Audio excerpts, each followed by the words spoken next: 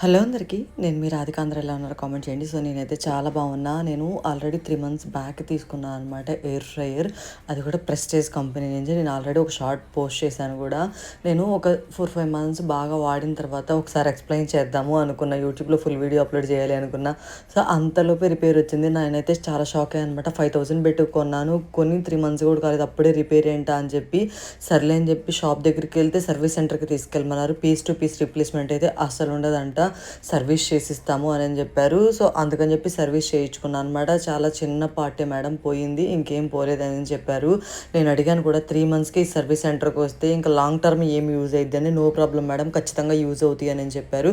Just censor wire మాత్రమే పోయింది అని చెప్పారనమాట. మీరు ఎవరైనా ఇది తీసుకొని ఉంటే వన్స్ ఒకసారి నాకు కామెంట్ చేయండి అబ్బా, మీకు ఎలా వర్క్ అయింది ఏంటి. ఎయిర్ ఫ్రైయర్ మాత్రం ప్రెస్టేజ్ వాడది.